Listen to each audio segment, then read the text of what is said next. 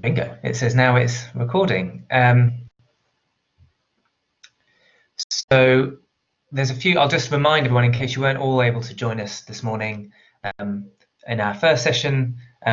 This is the second session of the conference, and we're focusing on policies to boost cycling. And hopefully you've had a chance to look at some of the materials that our panelists created for us. And in this particular case, we have some quite creative outputs, so that's going to be interesting. A little bit of housekeeping. You can there's a chat function in the right-hand pane, and there are some standard notification kind of bings and buzzes. You can turn those off if you go to the little cog settings area and adjust your own notification settings. So that might be a thing that some people want to do if you want to turn off some of those noises. Obviously, we're virtual this year because of the situation with coronavirus, but I am not in Salford. I'm in the neighbouring area of Trafford, but I'm one of the team working at the University of Salford, and obviously we're hosting together with the Cycling Society Research Group committee, so welcome to everyone. So we're going to, in terms of how the session's going to work, we're going to hear from each panelist, give them a chance to introduce themselves and say a little bit about their work, and then we'll have a Q&A. I've got some questions, but also I'd really like to have everybody else's kind of thoughts and comments, so please add those questions to the chat bar, which is also on the right-hand side. You can open up the chat box. And if you can preface some your questions with a Q, just so I can kind of see them, I'll try and pick out some questions as we go through and put them to our panel. In terms of technical stuff on Blackboard, if you're not familiar, you can also mention some tech issues if you've got them in the chat, and we'll try and help. The last session technically worked, I think, pretty well for everybody, so hopefully Blackboard is kind of. If you want to follow along on Twitter, you can also do that using the hashtag C8S2020. So use the chat panel and Twitter to ask questions, post comments, etc. Making full use of the virtual setup. We're recording the session, and then we're going to make these recordings available afterwards. I'm also asked to remind you that we are arranging a social on Zoom later, and you'll get some information about that. Okay, so I'm going to change the view now and ask our presenters to add their microphones and cameras and such like, and I'll give you a chance. I think we'll do a round to introduce yourselves. So if you can give us your name and affiliation, and then a few key points from your presentation or your contribution that you think will set up our discussion. So I'll go in the order on our program. So if I can go to Jackie first, if you can introduce yourself and Sure. Hi, I'm Jackie. I'm not actually affiliated with any university. I live in Newcastle in Australia, so it's nighttime here. And my contribution was a children's book, and it's also accompanied by a paper, just basically trying to get a conversation around the role of media in cycling promotion and how currently media doesn't necessarily promote cycling very well, and we're looking at it as a force to use, and I don't know exactly in what way would be the best way to use it, but that's why we're going to have a discussion. And I wrote this book. I made a film a few years back as well after finishing my PhD, because I realized, like, I learned a lot about behavior change around travel behavior in my PhD, and I realized that media was an important important part of the equation of sort of like we're exposed to different influences, including media, then the behavior side of things happens, like the determinants of behavior, etc., and then we do things. We either get interested in cycling or we don't. And yeah, I got interested in how these three elements work together, and I wanted to make a film, and then I've decided to make a children's book, and they're just different ways of trying to encourage people to be interested in non-car modes of transport using media. Thank you. That's really good. And if you haven't had a chance, you should definitely look at Jackie's children's book. It's lovely production. Okay, next up in our introductions, Paul, if you could just introduce yourself and say a little bit about your contribution. Sure. Hello, everyone. Nice to be here today. I'm Paul Kelly. I'm a researcher at the University of Edinburgh, and the majority of my research focuses on promotion of active travel. And the contribution that I submitted was what we termed a map of cycling promotion actions. So actions that organizations can take to try and promote cycling locally. And we deliberately focus this what we call below the level of infrastructure. So it's not about building cycle lanes or safe cycle routes, which obviously are critical, but it's about the things that workplaces, schools, charities, community groups can do to help people use the infrastructure when it's available. And we map it to kind of existing theory on behavior change using the COM-B model from Professor Susan Mickey's work. It's part of a bigger project in collaboration with University of Glasgow, HSBC, and British Cycling to try and promote cycling, or rather to try and provide ways that people can promote cycling throughout Scotland and the UK. So I'm very happy to answer any questions that people may have about that. Excellent. Thank you very much. Over to you, Stephanie. Yes, hello everyone. Thank you for inviting me on this panel. My name is Stephanie Ruf. I'm a psychologist and a researcher at Technische Universität Dresden in Germany. And I do research on cycling, cyclist perceived safety, and ways to boost cycling. So in my presentation, I talked about the implementation of sharrows on the road.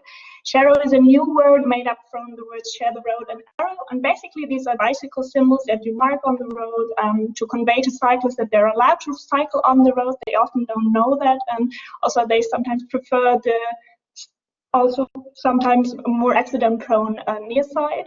And at the same time, sharrows are meant to make motorists aware of potential cyclists on the road. What we know from research now is that some confusion regarding the meaning of those bicycle symbols, but if you want infrastructure and lane markings to be inclusive, they need to be understood. So we did some research on that, and we accompanied the implementation of sharrows in several municipalities with publicity work to alleviate that understanding. So we first looked at previous publicity work and identified important stakeholders and important arguments, and then developed materials to give to municipalities wanting to implement the sharrow symbols, and then kind of evaluated whether that helped in increasing the understanding. So my talk then finishes with some preliminary results and recommendations, like, for example, that you need to explain to people the reasoning behind what you do so that they can understand. But if you want to learn more about that, you need to listen to my talk. Thanks very much. That's really a really nice introduction. And I'll move on to our next speaker is Angela. Just let you introduce yourself. Well, good morning, afternoon, night, everyone. I'm happy to be on this panel. My name is Angela van der Kloof. I work as a mobility consultant in a Dutch company called Mobicon. And next to that, I work on a PhD at the Radboud University. And the PhD is about the process of passing on cycling practices in the Netherlands.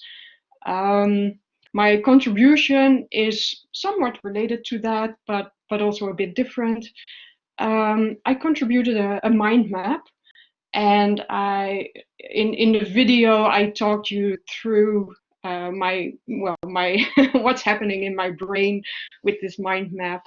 And it is about what gender plus aware cycling planning may entail.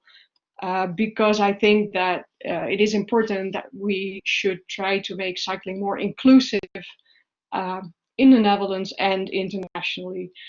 The reason also is I think we need to think about this topic more. We need to talk about it more. How, as researchers, consultants, advocates, activists, we can create these meaningful discussions to create more awareness and also actions when it comes to making cycling more inclusive. Because I think everyone would agree that it is a good idea that cycling is inclusive for everyone, but in practice, in reality, it is not always the case, or very often not the case. And I think the conversations should not only be about special programs for certain groups, but also about power relations in our society and questions like, who are we planning for? What are we measuring? What are we promoting exactly, and for whom is this relevant? Who do we invite to engage in our processes? And also, where do we build facilities, and who does that work for and who doesn't? So I hope, that we can have some conversation on that. So it is not a thorough research that I've done on this, but it is to, sparkle a deeper conversation. Thank you. Thank you very much. That's really nice. Nice to see the mind map and that early stage of thinking. It was really nice. And our final presenter, last but not least, Chris, if you could just give us a quick intro. Thanks. Yeah, so I'm Chris up at the University of Chester. Just getting towards the end of my PhD now. Sorry, I didn't play the game with contributions. Mine was just the bog standard PowerPoint, but it was on my PhD findings, based in Greater Manchester, and really looking at not so much the implementation of active travel programs, but where active travel actually sits as an issue amongst public services, particularly looking at public health. And the reason I did that was because Greater Manchester have this health devolution agreement where they are now in charge of their own health budget. And nationally even, public health has moved in towards local authorities. So the policy promises and the intentions are that public health can start to become more involved with prevention services and in particular things like active transport. What I've found then is that, yes, the rhetoric is there, but of course our health service has gone through such a medicalisation process whereby clinical care is always prioritised. There are huge funding gaps there, and actually when it comes to preventative services, and especially something like active travel, it's something that public health groups really struggle to get involved with. Likewise with the local authorities, who have been stripped again and again and again, and actually the services that they are delivering are ostensibly again treatment services, so they're alcohol cessation, obesity programs, mental health, things like that. Of course it all has to be there, but it just means that there's little room for prevention and little money for prevention. Brilliant. Okay. Thank you very much. Yeah, it was really interesting presentation. I'm going to take sort of chair's privilege and kick us off with the first question, and we'll go around the panel. I thought it might be a nice way to start, partly because I thought, although our session is called Policies for Boosting Cycling, I think we're broader than that in some ways, because we had discussions of kind of policies, interventions, actions, ways of communicating, different types of media. So maybe it's just about boosting cycling in various ways.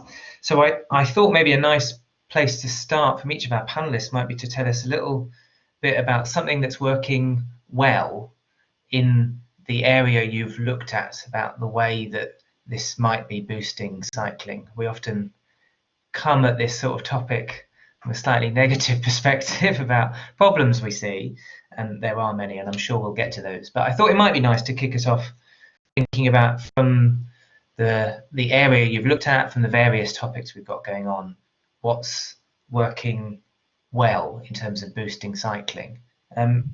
Anyone got a burning desire to kick us off? In which case, I'll delegate Jackie as our first thoughts on that, maybe.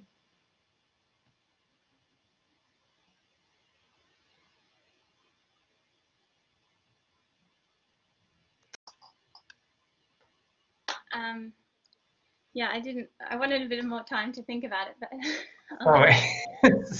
I won't come to you first every time, I promise. No, I mean, I was thinking, like, throughout, I don't know, the last 10 years, like, what media has come up that's actually encouraged cycling in mainstream media. Like, I think there's two things that we've seen a lot of non-mainstream media, because we've got so much social media now and so much video creating power in the public now, that we're seeing a lot more people posting videos around cycling, etc., etc. So that happens, and blog posts, and so there's that media that's available that's not news reports or necessarily mainstream films, but it's still out there for the public.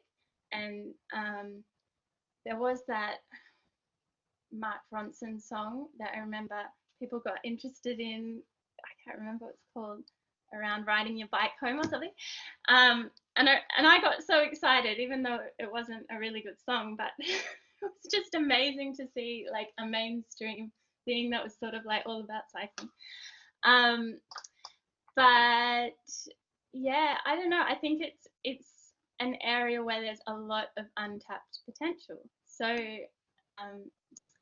that would be like it would be an interesting thing to look at, and that's why I want to look at, like, how can we create relationships to make, like, mainstream media work for cycling promotion better.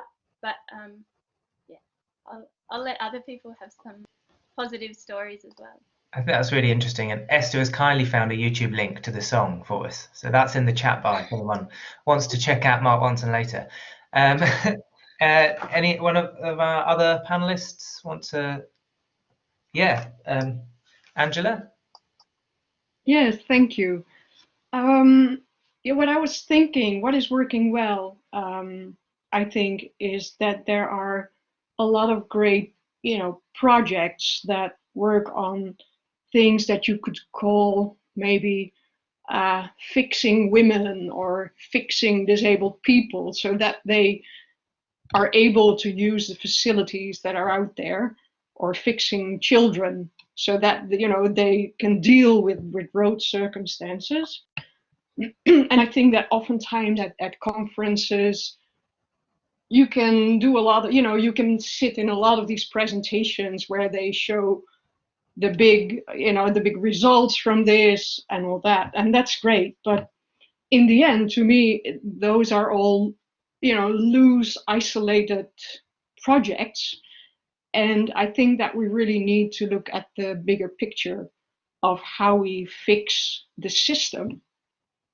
So that's why I come up with this contribution. So I'm not saying that nothing is working well, but we could do way better, and fixing the system would also create the circumstances that these types of projects can thrive much better, because they typically suffer from a lack of finances, lack of volunteers, well, etc., etc. So there is oftentimes not a continuous support. So that's what I think about this. Thank you. Yeah, and I think you're right that we started a little bit. This came up even in our first session already. The flipping that question from the user, to changing the system, maybe tackling the system. Even we talked about bike frames and sizes, etc. Really good point. Stephanie? Yes, Sorry, had to unmute. What I found really interesting in our research on publicity work is that what we saw a lot is when you like municipalities that we looked before we then developed our materials, and some of these municipalities had actually done interventions where they went to the street and explained to people what they did and why you would, for example, put one of the share symbols on the road and why you couldn't, for example, mark a cycle lane on the road, which a lot of people would prefer. I mean, we know people prefer segregated infrastructure, but this is not always possible. And if you go to people and explain to them that this is not always possible, I mean, we aim for that, but we can't always make streets wider, then that was actually pretty helpful. And what I haven't really mentioned in my talk before is that we also talked to 7,000 people on the street and asked them, what do you feel about those bicycle symbols on the road? Do you think they make sense? And a lot of people said no, they don't. And then we, after our interview, we talked to them and said, yeah, well, that's what they mean, and that's the reasoning behind them. And then a lot of people said, oh yeah, well, maybe then that actually makes sense.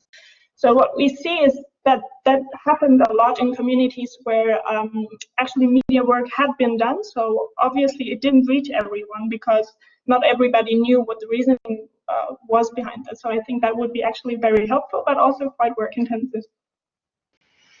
Yeah, yeah, but that was interesting about your presentation. Nice to know that with explanation, the logic became clear of some of these ideas, and that's the communication is complicated. And I really enjoyed the style of your street signs. Just perhaps Paul, I don't know if you've got any thoughts to add.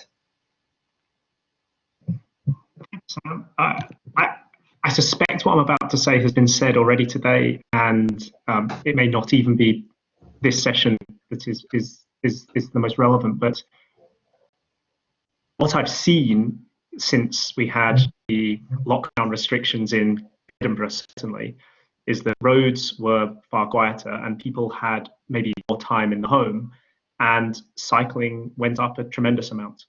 And I think this gives us a really nice example of what might work well in the future if we want to maintain cycling in groups, as has been mentioned, that maybe don't traditionally make up the bulk of our cyclists. So I think it would be hard to start anywhere other than there with my response. And then some work that we've been doing in Scotland particularly, which is showing great success or great potential, is work with electrical assisted bicycles. I was skeptical when I was first, they were explained to me as a behavior change or a health intervention, and I've had to change my views. It does seem to be a way of making cycling accessible to people who maybe don't have the confidence or the physical fitness to do traditional cycling. So I'm feeling very positive about some of those approaches at the moment. Thank you. Yeah, it's interesting that COVID has provided us a sort of perhaps brief but vision on something alternative. Chris. Yeah, thanks. I've seen a couple of comments in terms of which kind of people, institutions do we need to look at in terms of fixing the system. And I think from looking at Greater Manchester, I spoke to public health professionals, people in sport, people in transport, to try and get that rounded view, I guess, of what's going on. And I think in the areas where it worked, it was quite clear that those high up the ladder were very supportive of active travel interventions. And I think you need to almost split this in terms of the local and the national picture. And as Paul said there, the national picture, it seems to be that there's more talk than there has been ever, really, and there's more money than there's ever been. But I think in the UK, but I think at a local level, you're still reliant on authorities to seek that funding and want to truly implement that funding.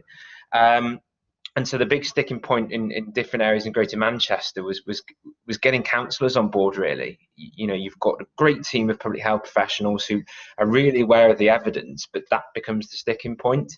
And it's largely because these councillors on a day-to-day basis, some of their largest points of grief are things like parking within a ward, and so they've got to manage their own biases and attachments to motor traffic, the grief they get from residents, and then what's trying to be pushed with them. And I do think that is a big sticking point that is helped. What works when leadership is on board. Yeah, and there's some of the comments in the chat as well, thinking about the different situation in different places as well. I think one of the things that I was wondering from looking through the presentations and trying to reflect on everybody's contributions was about the way, and I think we've sort of started to talk about it, the complexity and the different layers and levels of ways that we might design interventions or policies to boost cycling. So thinking about Angela's ideas around intersectionality, but there might be other complexities as well, or linkages. I wondered what the panel thought might be some of the key connections or linkages that complicate how we do this, or that we might need to tackle if we want to improve the way we deal with this. Anyone? I don't want to nominate Jackie again. That seems cruel when she's up so late for us. I mean, this isn't exactly related to media, but I mean, it can be. I remember in my PhD just going like, the thing about transport policies, like, or transport in general, is that it fits under so many different sort of contexts. Like, you have the public health context, and you have the urban planning context. You've got the sort of resource consumption context. You've got the sort of the psychosocial context. There's so many. I think I came up with 6, but I'm sure there's others. And the thing is, because cycling and transport in general is so, like, it fits into so many different problems and solutions that it's really hard for it to own a solution to a problem, because it is so interesting, that complexity of transport on so many different levels, and yeah, it's something that I always think about, like with transport. Like, when I go to enviro kind of forums and stuff, it's always a little bit on the side, or it's just with electric vehicles. When it comes to public health, it's sort of a little bit on the side, where like they're just looking at physical activity in a more general way. And yeah, I just that's one point that I really find it's kind of beautiful and frustrating about transport policy and boosting cycling. Yeah, I mean, there's some nice connections there with some of Chris's experiences, I guess, from the relationship and the view of transport policy. I felt like that when I was reading his listening to his presentation. I was like, yes, that's a problem. Yeah. I don't know if you want to add anything, Chris.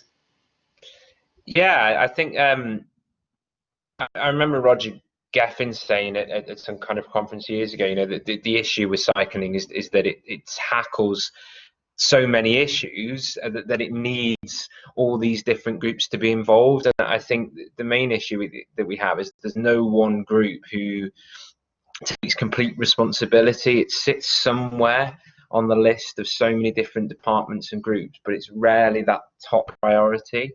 And in the UK, and it interests me, the introduction of this active travel inspectorate. Obviously, we had cycling in England up until 2010, and it seems we're going to have some kind of body there. And I just wonder what impact that has.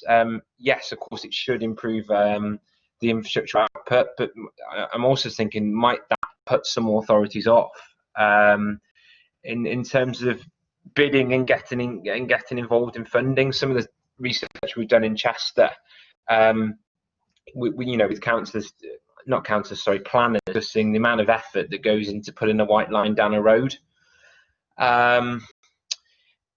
Knowing that there's going to be even more pressure on standards, that kind of thing. I'd just be interested to see how that works out. Sorry, that's not really an answer, that's a question, but that's all. Fine. We can answer questions with questions in this forum. That's okay by me. I mean, I think that kind of connects a bit to your spreadsheet and the work you did, Paul, around kind of navigating these actions and all these different responsibilities or different things. I don't know if that's the sort of how you managed to organize that. I don't know. I think that's really, the mapping you did was really impressive. Maybe some of that complexity, you could say a little bit about that? Sure. Good question, by the way, for the panel. I've been pondering for the last minutes and some great answers. So what we did was we tried to go to a more granular level in terms of cycling promotion. So, if you have, for example, a cycle to work scheme, it was, well, what does that actually entail? Can we break that down into specific actions? And what we initially intended to do was organize it by scale on something called the epidemiological model. So individual factors, social factors, organizational factors, environmental, and then policy. We found that didn't work very well for various reasons. So we ended up using the COM-B model, capability, opportunity, motivation. And if you've seen the behavior change wheel, it has these kind of 9 intervention functions. I won't try and remember them all because I can't, but it's things like education, coercion, incentivization, etc. And the reason that that's so helpful in behavior change is that it allows you to select actions which are more likely to address barriers. So once you've gone into a space and understood the context of what, preventing or a barrier to cycling, if it's a lack of confidence, then you can select the actions which are specifically, aligned to theory around promoting confidence. If it's a barrier around, accessibility, then you can select the actions which address accessibility. So we borrowed heavily from existing theory and organized these actions in a way that you can, hopefully the people trying to promote cycling can select the ones which have the highest probability of success. Right, yeah. I don't know if, I've just noticed that some of the images on my screen have changed. I don't know if we've lost some of our speakers. Do any of our other panelists have anything, Angela, or not sure if they're, there we go. Well, there we go.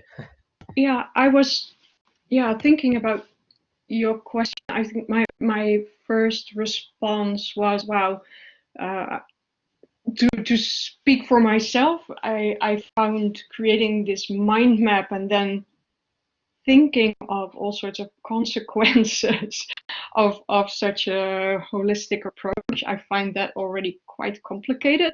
So I had some trouble to come up with, an answer to your question. It would rather be like, well, isn't this complicated enough?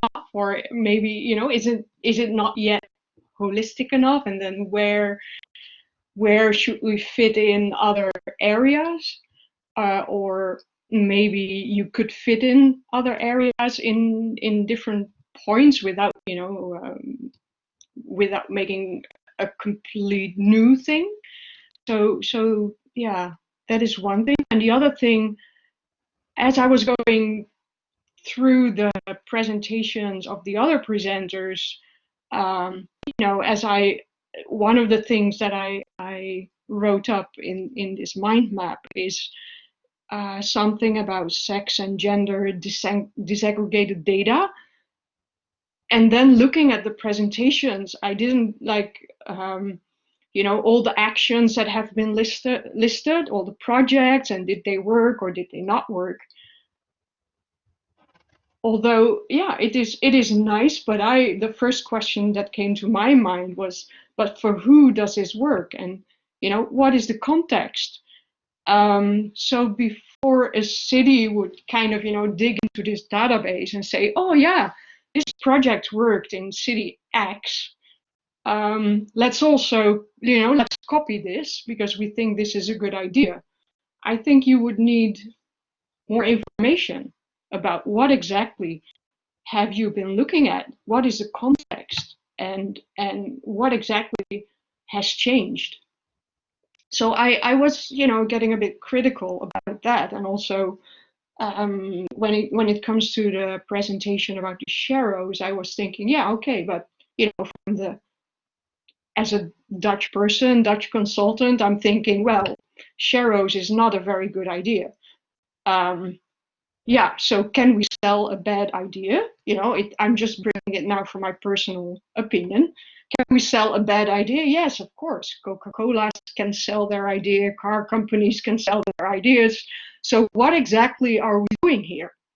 So yeah, I hope you don't mind, you know, being critical about these things, but I would like to hear from the others also, whether having a look at, you know, questions like what exactly are we doing, whether that sparks something or gives them ideas to do things differently. Yeah. So I think I might chime in here. Perfect opportunity to contribute. Go ahead. So I totally see your point, Angela, about seeing those sharrow symbols in a critical way.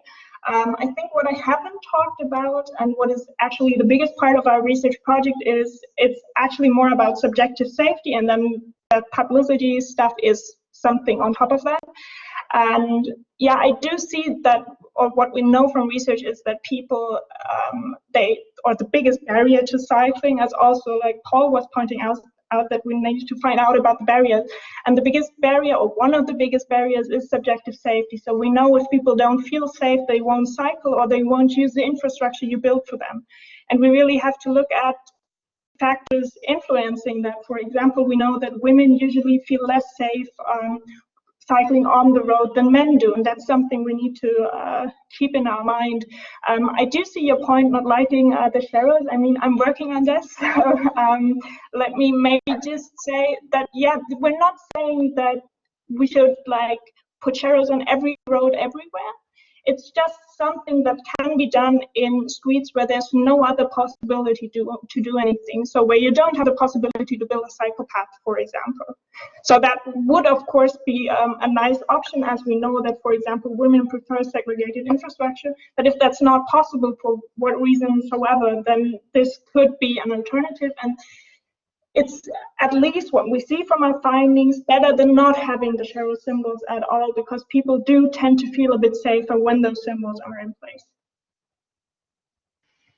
Yeah, thank you. I had sharrows was an interesting one. Watching your presentation, there was a street near me that they painted some, I guess, our equivalent of sharrows, and I wondered what they were for, and I needed the explanation that your participants also experienced. But now I know. I think I was following along with some of the chat, and I think Angela's point as well. We're kind of picking up on some of the questions that have been asked. I know that Peter Cox posted a question quite early on, as well as Connor, really about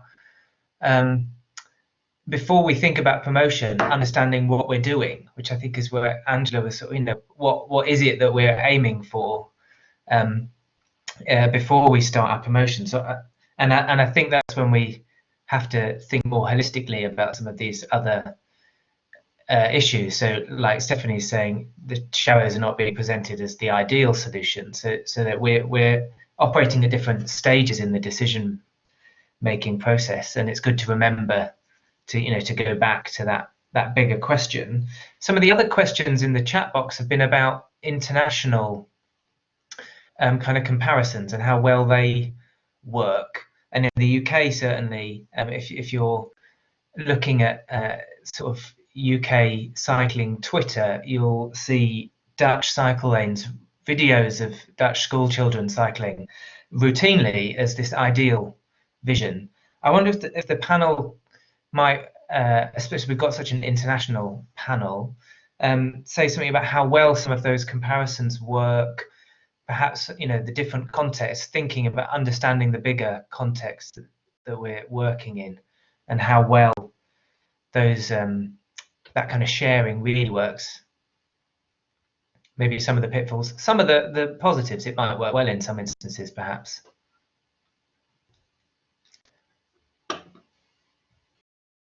Anyone? What was that last thing that you said? Sorry. I mean, what did I say? It's a very good question. So to come up with something positive, was that what you? Well, not necessarily. Just thinking about the international comparisons that we see and how well that works, and maybe when it doesn't work or if it does. Yeah, as a Dutch person, maybe I can say something about it. Yeah, I think I have mixed feelings about it. From what I've seen, I think it sometimes helps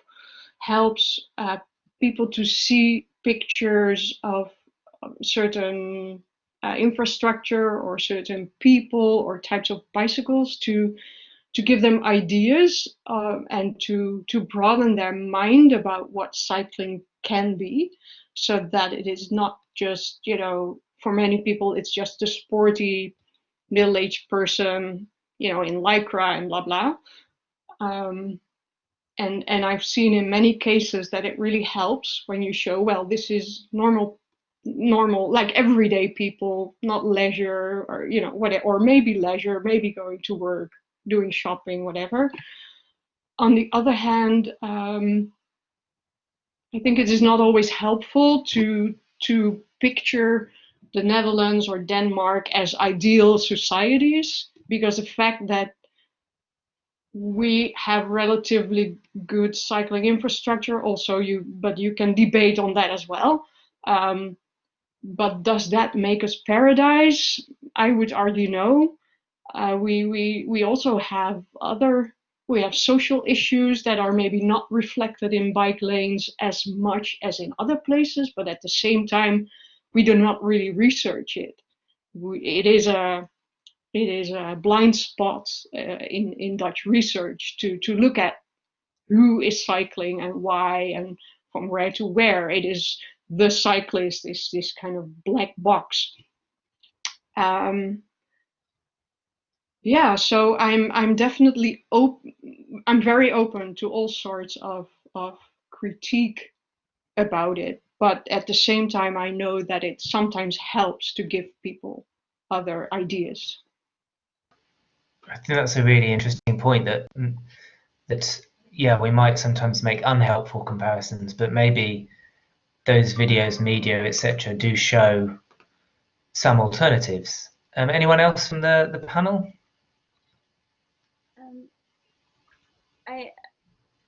I think so I made my film and a few years back, but I keep bringing it up. And so my film, I went to 10 different cities around the world. I didn't go to the Netherlands actually, and I just looked at the experience of all different modes of transport in those cities, and I talked to people in the street about what that experience was. And I found it really enlightening to go to, like I was in Hanoi, for example, and just feeling what it feels like to be cycling in the traffic there was a really special feeling. And if I could convey that through film, and show it to people in Australia, like, is kind of a special thing to be able to do.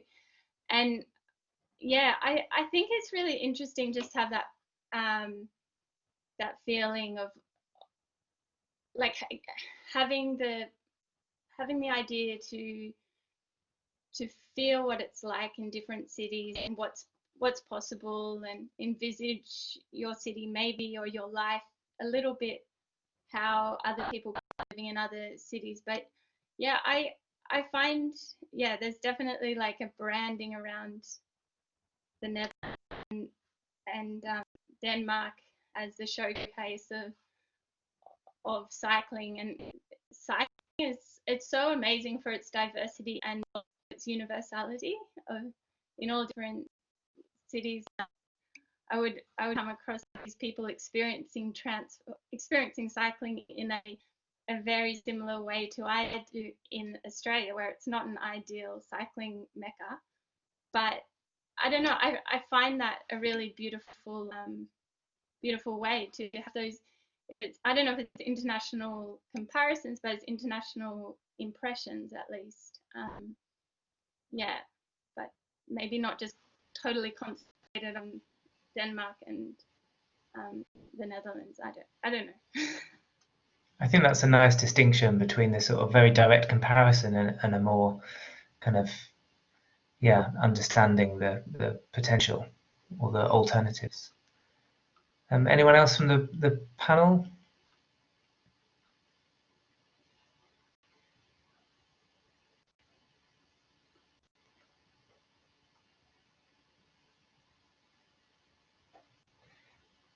I don't know whether the thinking about this kind of understanding the context idea, and not just the spatial context of different places, but of the different groups. Are there certain actions that you identified, Paul, in your set of kind of interventions and actions that you think are more able or enable us to think about some of these different groups of cyclists or different settings, or do they tend towards a more universal type of response? Thanks, Sam. The approach we took, and I think this hopefully answers the question, was not a review of what's effective and what has been shown to work, and there were reasons why we did that. Rather, we wanted to map all of the things which are feasible and have been shown to be feasible, in that there's evidence that they've been done previously. And the reason for this was so that the local people trying to promote cycling could use exactly those considerations of who are the population, what is the context, what is the local history around cycling, what are the specific needs of the groups involved, and to use that expert judgment to then make selections of the actions which would be deemed to be more likely to be feasible. And of course, that's based on established theory, as I previously said. So we very much created what I think, I don't know if I've referred to it as this before, but when we're talking about it, as a menu of approaches. And while there are 93 things on the menu, once you have considered local context, local situation, local sources, local need, local preferences, that might come down to a menu of 6 or 12 feasible options that can then be selected. So hopefully the way we produced it would indeed encourage exactly that consideration and contemplation, reflection on context. Thank you. Anything to add, Chris? It's not something I've looked into enough, I'll be honest, in terms of international comparisons. I think from a planning perspective, what is quite clear is that in the more successful countries, cycling planning happens more at the local level. I think the issue we have here is that local bodies are so strained on resources that they can only look nationally, even if they're keen to introduce that to travel interventions infrastructure. And then we kind of have this bidding war, where in some cases, and this is what our research shows, that these bids are over-ambitious in some cases, quite optimistic, and then when it comes to implementing, we find a lot of unintended consequences, scaled down projects and delays. So I think, yeah, looking internationally, the more we can give responsibility and power to local government, the better, I guess. Countering that with the fact that there's then the big challenge of getting councillors, etc., on board. Yeah, I mean, and that's one of the challenges. And actually, looking to the chat box, we've also there's, I think, some interesting thoughts about on reminding us, I guess, related to our kind of idea of diversifying who we're catering to, but also where we're looking to for inspiration. Kirsten encouraging us to look to Africa for some innovative solutions. So hopefully we can generate some links and resources that people might also go to there to broaden our thinking and where we look to. One of the other things that's come up in the chat box that I want to see if we can briefly also talk about, because we focused a bit on the kind of infrastructure-y stuff, is behaviour change, and maybe that connects to some of the media that we might use as well. But I wonder what the panel's thoughts are on how we incorporate behaviour change ideas or into this process of boosting cycling. Should I start again? Yeah, please do. Okay, great. Yeah, I mean, this is something that I'm really interested in, how we incorporate behavior change or cultural change, depending on what level you want to look at it.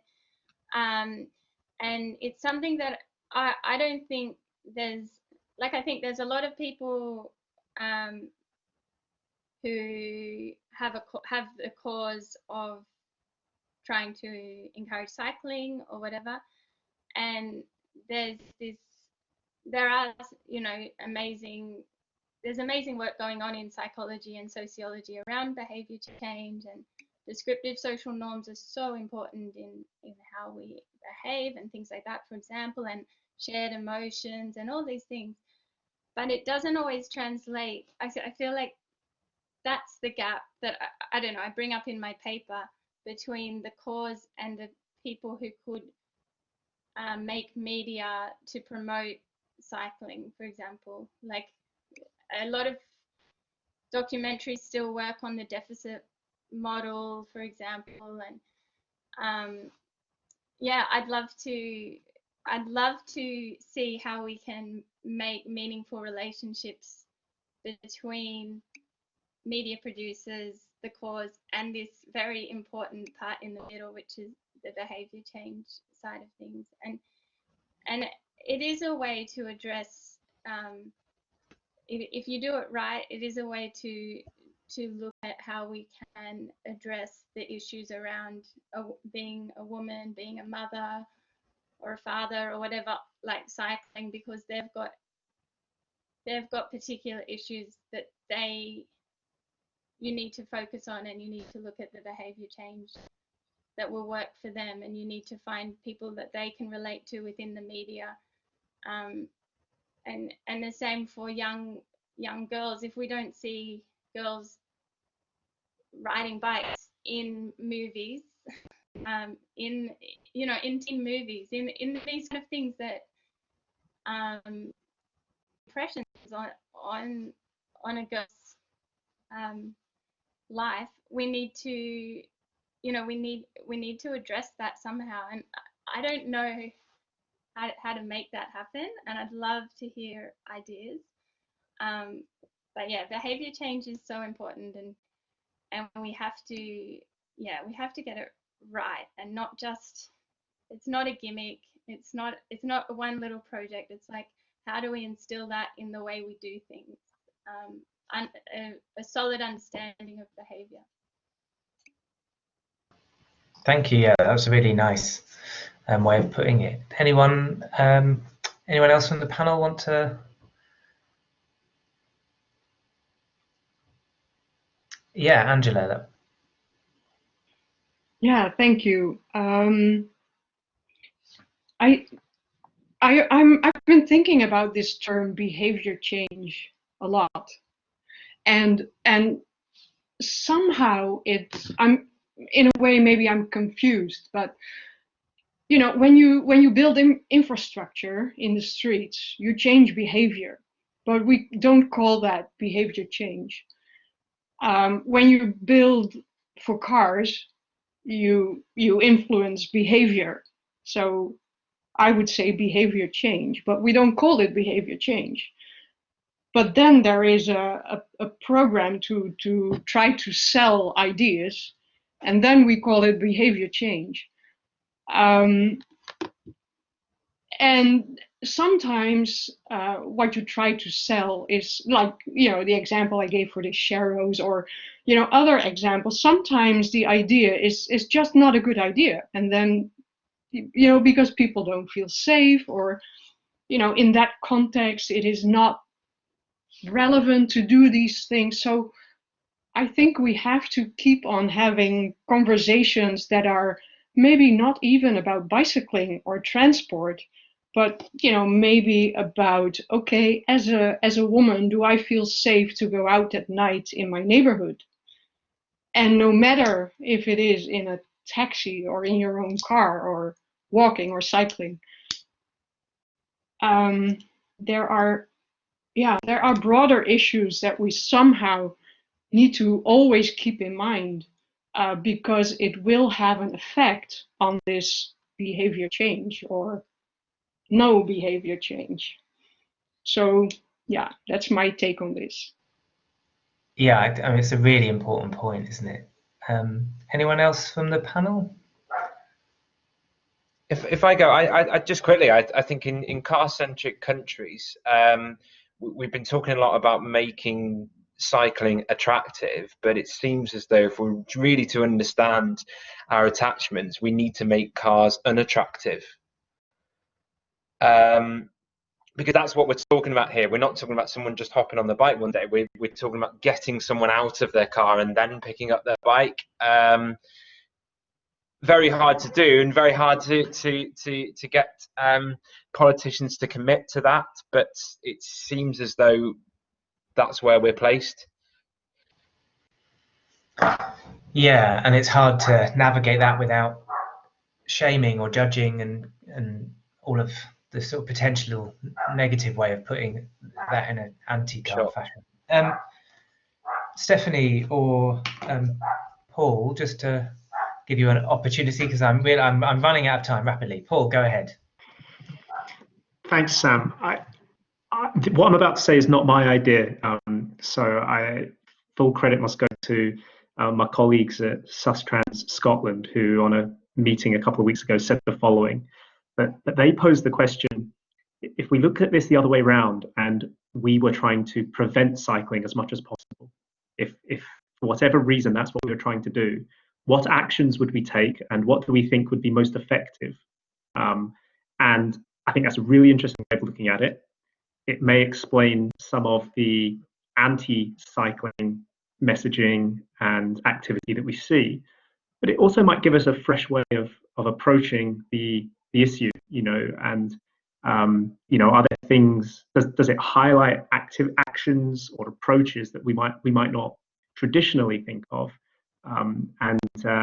Yeah, it was, you know, it's got me thinking. Like I say, not my idea, so full credit to the team in the behaviour change team at Sustrans Scotland. But you know, I think if all of us went away and reflected on that, there might be some fresh thinking that could be beneficial. Thank you. Yeah, and nice to shout out to Sustrans Scotland. Stephanie, I don't know if you want to just say anything before I. Yeah, maybe just like a quick get to Chris, because you were talking about habits, and I think that's a point we haven't really touched upon until now. And I think what's really important and what's sometimes forgotten is that if you want motorists to change from driving their car to cycling, is that you have to give them good behavioral alternatives. And that's maybe something we haven't really talked about, and maybe we can talk about this a bit further in the course of this conference, because I see we're running out of time, so I'm keeping this short. Thank you. So thank you for an excellent point and made with brevity, always a skill. Thanks very much. Thank you to our panelists and to all the participants. It's an amazing chat. And I think we managed to collect a few kind of links and things. I know from Kirsten posted a few things and some other Twitter accounts to follow, to kind of look beyond some of our classic examples of good practice. And I think we've really thought about some, for me certainly, some interesting kind of complexities around how this works. So yeah, thank you to everyone, and I hope you enjoy. It's a shame that we're not going to be together over our lunch, but we can respectively enjoy our lunches. And thank you for joining us so late in the day, Jackie. Please do check out the programme for this afternoon session, kicking off around 2 or 2:30, says, suddenly not able to remember, at 2 p.m. On cycling and the local economies. Thank you, everybody. Again, as Graham said, I'll leave this open a little longer for chat if you want to take any of the links. But thanks, everybody, and a sort of international clap, virtual clap to our presenters. Thank you. Thanks very much. Thank you. Everyone. See you all.